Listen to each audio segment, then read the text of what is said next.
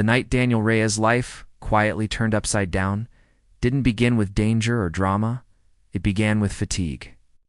With the dull ache of responsibility pressing down on him as he parked his aging car beneath a towering glass building that didn't know his name and never would. He worked nights because nights paid more, and because being a single father meant choosing survival over comfort every time. Every hour he spent fixing elevators and checking wiring was another hour earned for school lunches, rent, and bedtime promises to his 7-year-old daughter. Lily promises he never broke. Daniel didn't dream anymore. Dreams were expensive. Stability was everything. Inside the building, the silence felt heavy, polished, and expensive. He had just finished dealing with an elevator that liked to trap executives between floors when hurried footsteps echoed down the hallway. Not confident steps. Rushed ones. Panicked ones. Daniel turned just in time to see a woman moving toward him like she was running from something she couldn't outrun. Her black dress was flawless, her hair perfectly styled, but fear was breaking through the cracks. When she reached him, she grabbed his arm, her voice barely holding together as she whispered, "Please, I need you to pretend you're my husband." Just for tonight. Daniel froze. All the things he expected during a night shift, that wasn't one of them. Before he could even respond, laughter spilled into the hallway. 3 men appeared, suits tailored, confidence drunk and loud. The woman leaned closer, her breath shaking as she explained that they wouldn't leave her alone unless they believed she was taken. Every instinct in Daniel told him to step away. This wasn't his world. It weren't his problems. But fear has a language, and he understood it. He'd seen it before years ago when life left him alone with a crying newborn and no safety net. So he nodded. Just once. Just for tonight. Relief washed over her as she slipped her arm through his, pressing close as if it were natural, when the men reached them.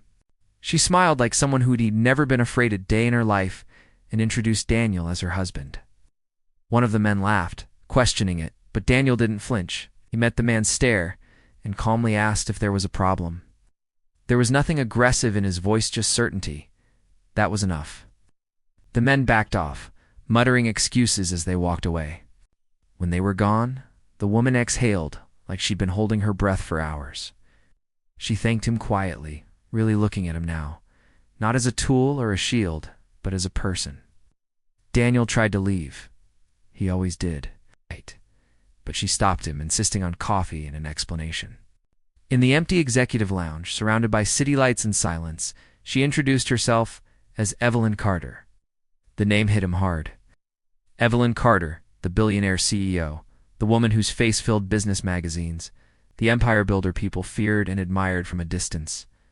Daniel laughed in disbelief, joking that someone like her didn't need a fake husband. Her response was simple and heavy.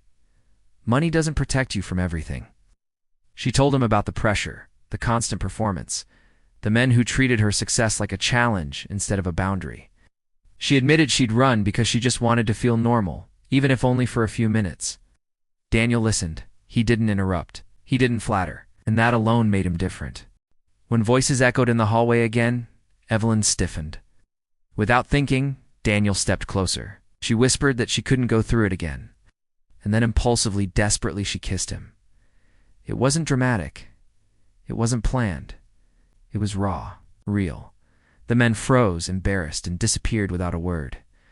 When the moment passed, Evelyn apologized, and Daniel said it was okay, though his heart hadn't slowed down yet.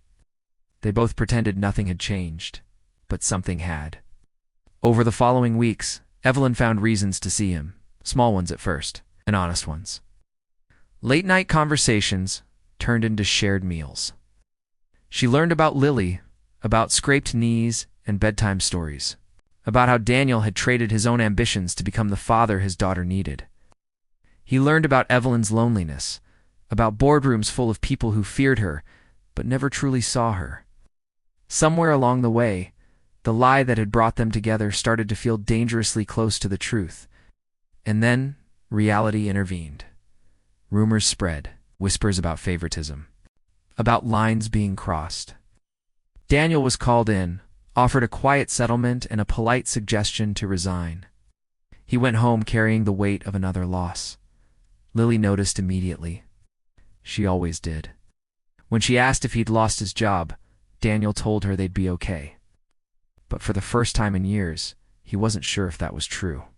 Because across the city, a woman who had everything stared out at a skyline she owned, realizing that none of it mattered if she couldn't protect the one thing that had ever made her feel safe. And this was only the beginning.